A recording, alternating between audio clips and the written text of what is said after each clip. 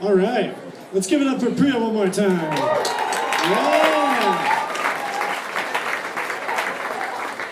All right, this will be our fourth and final storyteller for Act 1. Please welcome Mackenzie Broderick to the stage. We're going to have some fans in the audience.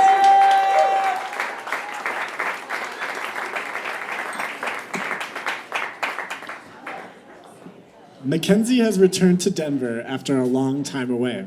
She likes to be surrounded by beautiful things and beautiful words. She is thankful for everyone here tonight. Please give it up for Mackenzie.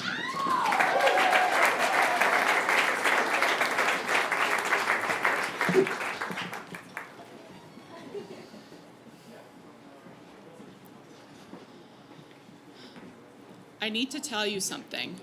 I'm still married.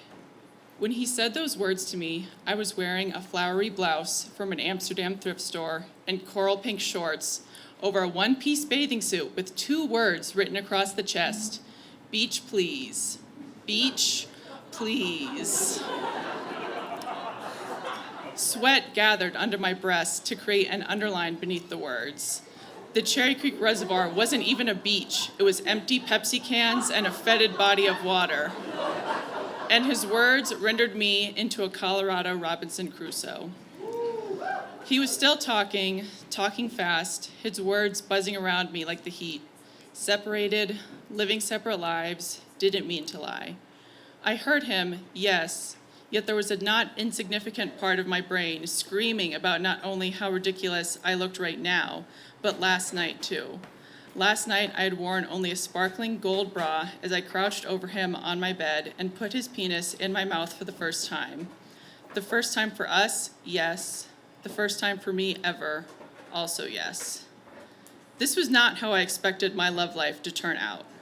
I thought it would be impossible to graduate high school without experiencing a first kiss, get through college without going down on someone, date as an adult and not take another person to bed. But I managed to do just that. The older I got, the more ashamed I was of my inexperience, until it became like the third presence on every date, every kiss, everything.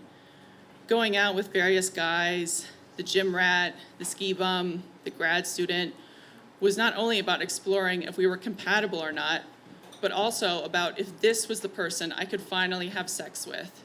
Did he only want my body? What if realizing it was my first time put too much pressure on him? Would he be worried I would fall in love? Did I want to be in love? What is wrong with me that I was still a virgin? This man was different. From our first dance, hand in hand, our bodies seemed to understand one another's. With him, my interior monologue quieted, leaving just the 2 of us. I was inexperienced, but I knew as surely as I knew my own name that he was a man I could trust. On the so-called beach, he said to me, I shouldn't have let you do that last night. I felt horrible after, he said, his brown eyes like fallen leaves. At age 12, after a week spent listening to stirring health lessons about abstinence being the only sure way to protect my health and heart, I expected to only have sex with my husband on our wedding night.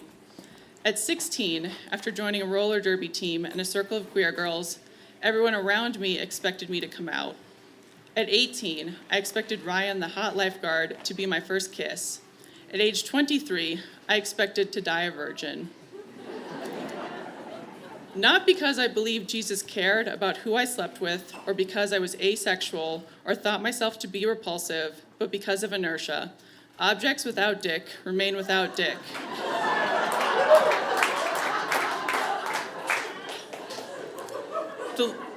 The longer I went through life celibate, the harder it became to envision sharing that kind of intimacy with another person.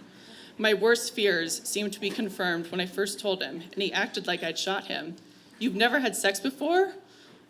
I expected to never see him again, but I did. Suddenly, I needed him near me all the time, as close as the bed I slept in or the clothes I wore. And I was naive enough to attribute his hesitation to the usual straight male fear of intimacy instead of a state-sanctioned relationship with another woman. He was more beautiful to me than any man I'd ever known. This only made the lie more jarring. All this time spent waiting to find someone I trusted, reading entire articles about how to give out-of-this-world exclamation point blowjobs, Googling the difference between a circumcised and uncircumcised penis because I needed to be certain of the heavy machinery I was about to operate. All of my expectations poisoned with this lie. My actual first time giving oral sex was not out of this world exclamation point. How could it have been? Between the worry about hand placement and suction and nose breathing and controlling gag reflex while not biting down and the sweat because my room had no air conditioning, of course it sucked. But according to him, it was sexy, beautiful. What was blossoming between us was akin to the first glimpse of stars on a summer night. I knew we both recognized a nascent but powerful connection. "I'm not a bad guy," he kept repeating. I didn't say anything back. It was almost like he wanted me to comfort him, but suddenly, like a villain in a fairy tale, he turned ugly before my eyes. Ugly like this beach, littered with plastic bags and broken branches. Ugly like the floral shirt I wore. Right then, I hated him. He had committed the worst kind of sin, worse than lying, by taking something rare and precious and reducing it to an ugly cliche. To get away from him and his explanation, I waded into water as dirty as me and the semen-stained sheets back in my apartment.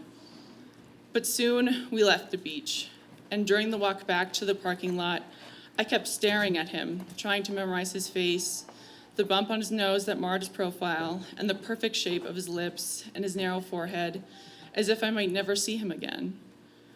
On the drive back to Denver, I made myself look away and instead stare out the window. All the people we sped by were surely tranquil, free from guilt, normal people who had no doubt given their first blowjob at 17 in their boyfriend's basement while the Red Hot Chili Peppers played. But my thoughts were interrupted when he suggested we stop for ice cream. This was a blatant attempt to cheer me up, like a child whose parents announced their divorce. "It's true I'm still married, but have some soft serve." I wanted to escape, but I also wanted him to look at me with the same love he had spoken about his soon-to-be ex with. They had loved each other, and it still hadn't worked out between them, and there was a void in my stomach where I ached for that love for myself. So I said yes to fill the emptiness with ice cream, McDonald's Kids Cone, vanilla.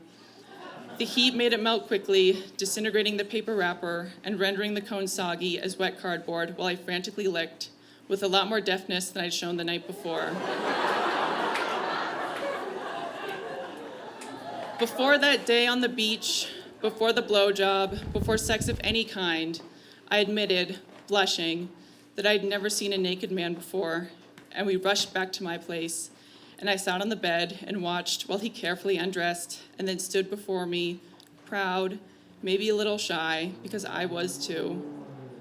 Because I never expected that, how naked bodies both attract and repel, how the closer we approach one another, the more forceful we can push away, how thin the fault line is between you hurt me and you're in my heart. If I move even further back in time to return to the night we met and the dance we shared, I might stop him from telling me his name.